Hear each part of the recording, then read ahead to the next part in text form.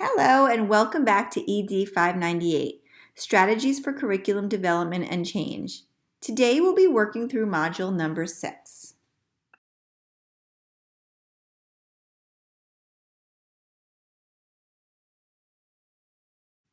In the last module, we learned the first step in the process of backwards design curriculum writing, to identify desired results.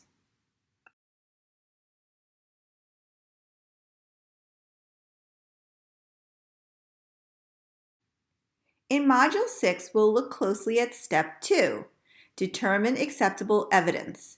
During this phase, we will put on our assessment lens and think like an assessor.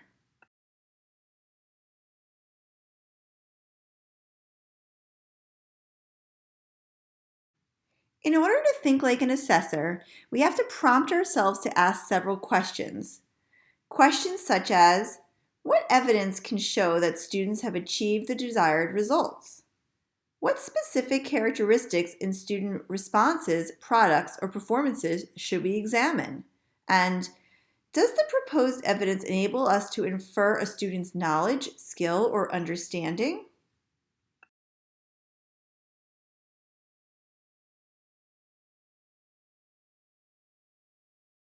Effective curriculum leaders always keep student learning as the target for their endeavors. It's easy to fall into the trap of designing fun activities for students to do, but we need to always pull ourselves back into thinking like an assessor. For example, activity creators may ask themselves, what would be fun and interesting on this topic? But assessors would rather ask, what would be sufficient and revealing evidence of understanding?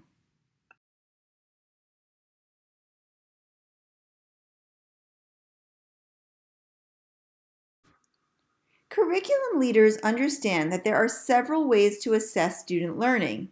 We need to think about the analogy of the snapshot versus the scrapbook. We want to ensure that we get a complete picture of our student.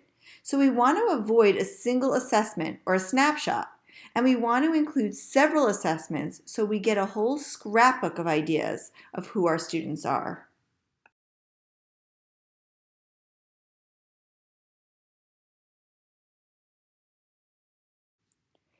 McTighe and Wiggins, the authors of Understanding by Design, developed this visual to remind us of how various assessments can tell us different things about our students and their learning. They say if a content is worth being familiar with, then you can assess it using traditional quizzes and tests. If a content is important to know and do, you can use academic prompts or constructed responses. And if it's an enduring understanding, you can use performance tasks and projects that are open-ended, complex, and authentic.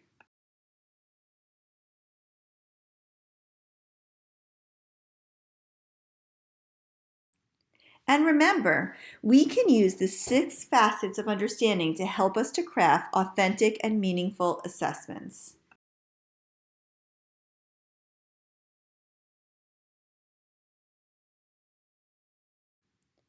For assignment number 1, use the worksheet posted on Blackboard to start thinking about some assessments you may include in your unit of study.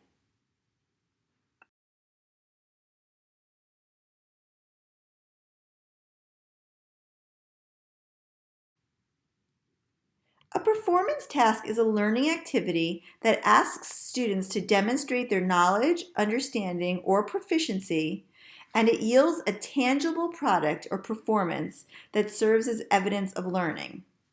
One method of planning for a performance task is called the GRASPS method. In this method, curriculum developers think about the goal, the role, the audience, situation, product, and standards.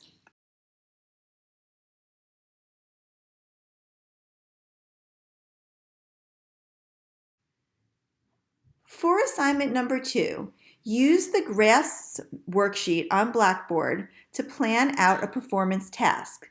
Then, for assignment number 3, post your performance task on a discussion thread to receive feedback from your classmates. Please be sure to read your classmates' performance task too and give them feedback.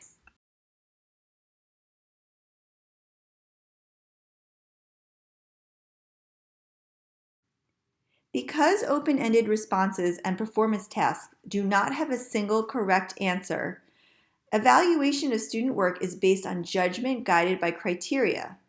Clear and appropriate criteria specify what we should look at to determine the degree of understanding.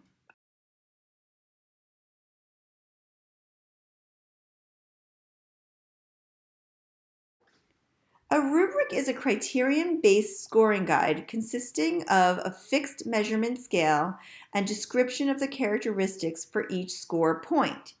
Watch this video on how to make an effective rubric.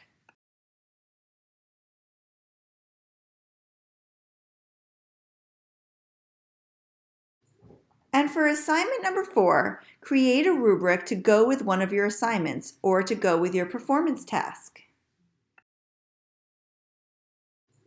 And for assignment number 4, create a rubric to go with one of your assignments or to go with your performance task.